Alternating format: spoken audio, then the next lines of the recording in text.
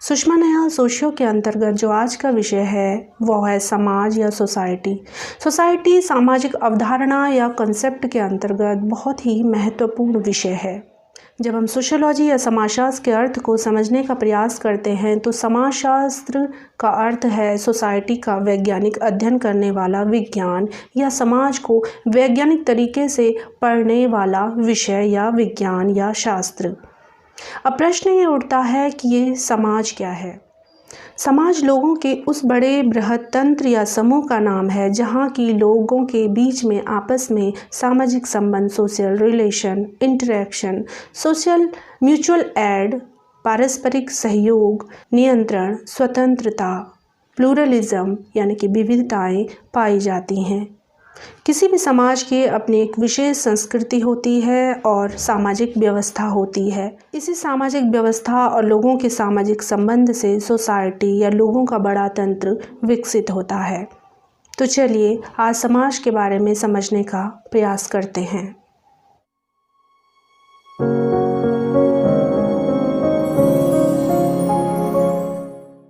Sushma Nayal socio में जो आज का विषय है वह है समाज।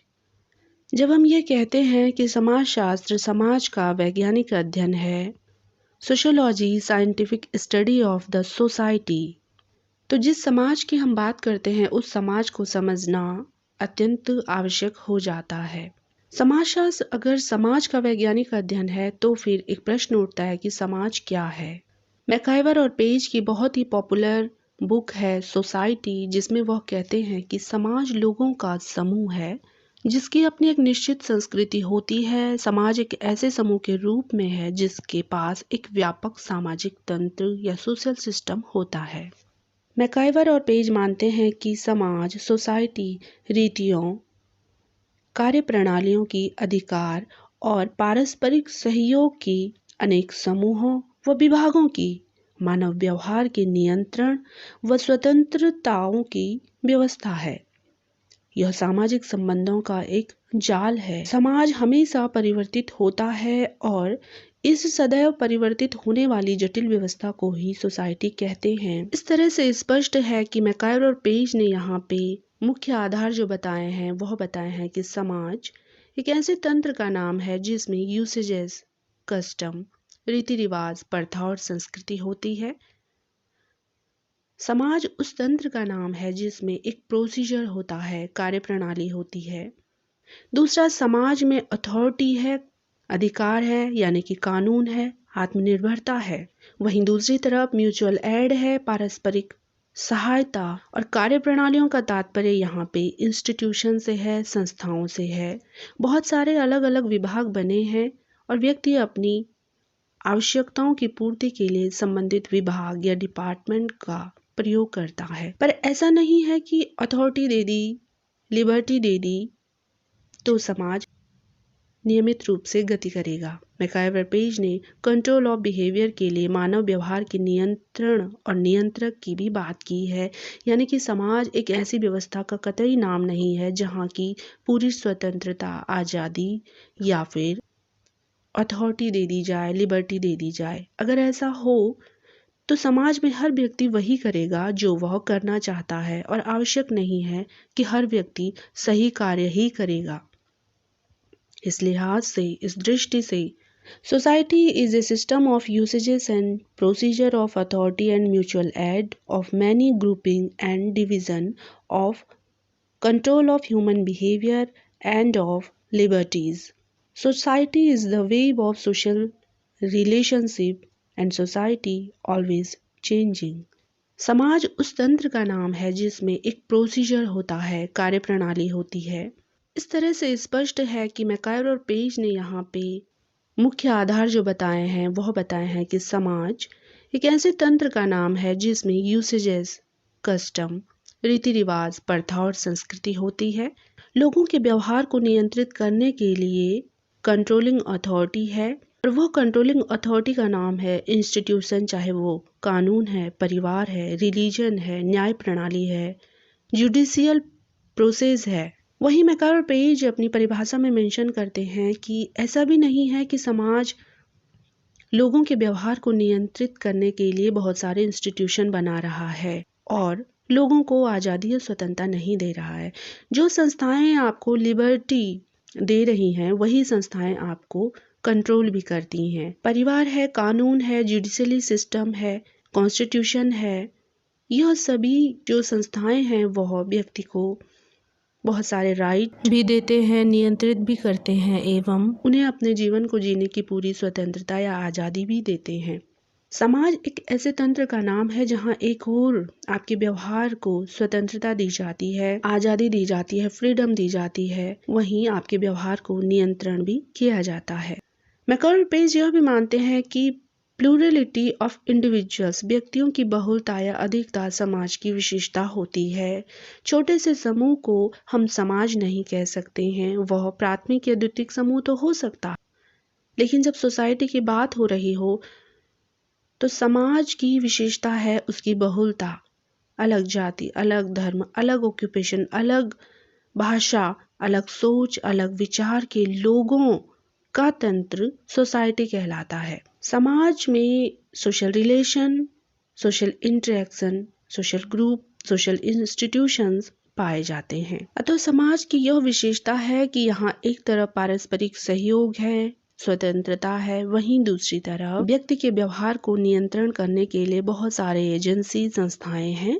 समाज लोगों के एक बड़े तंत्र का नाम है जहाँ पे प्रथा, कस्टम, रीति रिवाज हैं, एक प्रोसीजर होता है कार्य करने का, जहाँ पे लोगों को उनके राइट दिए जाते हैं।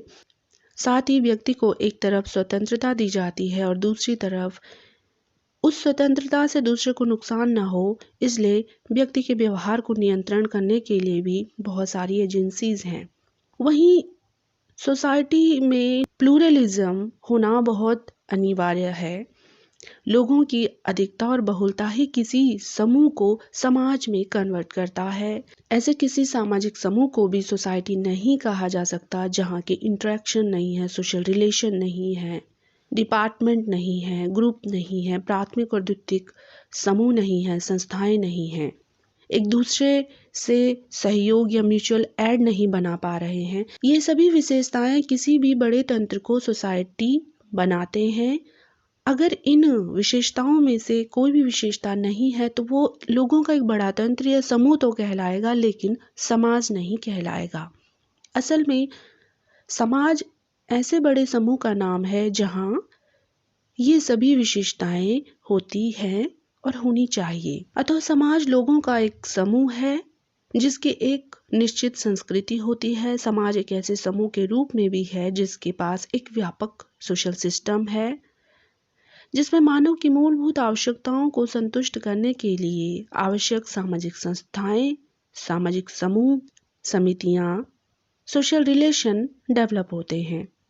समाज स्वतंत्र अस्तित्व रखता है और क्योंकि प्रजनन के कारण, विवाह और परिवार संस्थाओं के कारण समाज हमेशा अपने अस्तित्व में बना रहता है, इसी कारण कोई भी समाज अपने समूहों की संख्या घटने नहीं देता और वो निरंतर आगे की ओर बढ़ता रहता है। समाज की यही विशेषता है कि एक वर्ग, एक उम्र विशेष के लोग जाते हैं और प्रजनन के माध्यम से नवीन संतानें या नई पीढ़ियां उभर के आती हैं। इस तरह से यह चक्र चलता रहता है। किसी भी समाज की अपनी एक विशेष संस्कृति होती है, रूल्स होते हैं, प्रोसीजर होता है और सामाजिक व्यवस्था होती है। हर एक व्यक्ति का व्यक्तित्व भी समाज में ही विकसित होता है। समाज में रहने से एक बच्चे का सोशलाइजेशन होता है, एक किशोर का मार्गदर्शन होता है और एक वयस्क अपने जीवन, रोजगार, आर्थिक संस्थाओं, सहयोगियों, संबंधियों और मित्रों से गुजरता है और एक वृद्ध व्यक्ति की भी समाज में ही देखभाल होती है।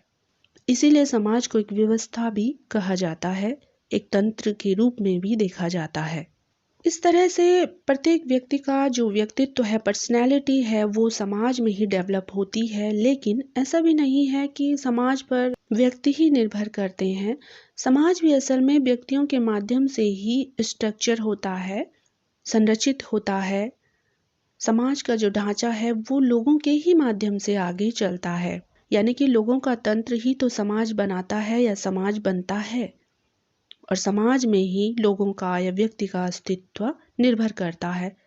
लेकिन फिर भी जब भी व्यक्ति और समाज के बीच में कोई संघर्ष होता है तो समाज सदैव ही जीतता आया है, विजय होता आया है।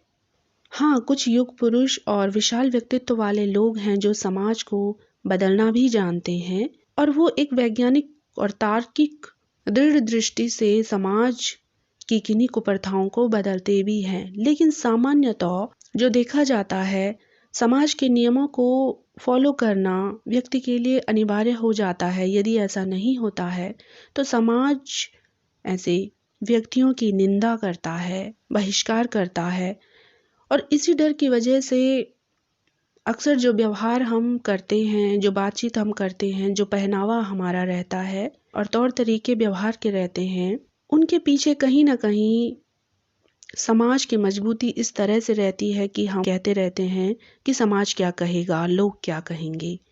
यह इस बात का स्पष्ट द्योतक है कि हम सभी को समाज के अंतर्गत एक विशेष आचरण करना है। अतः व्यक्ति से पहले भी समाज था और व्यक्ति के चले जाने के बाद भी समाज रहेगा। इस दृष्टि से समाज लंबे समय तक अस्तित्व में रहता है। एक व्यक्ति के जाने से समाज नहीं बदलता और अगर बदलता भी है तो वह खास व्यक्ति और व्यक्तित्व होते हैं।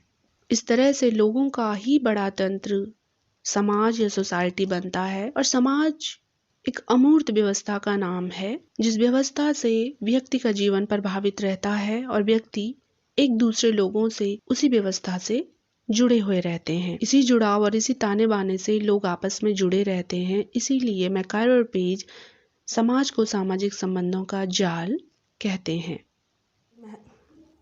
तो ये थी सोसाइटी की कंसेप्ट और कुछ महत्वपूर्ण विशेषताएं जो कि मैकायर और पेज की बुक सोसाइटी से लिया गया था।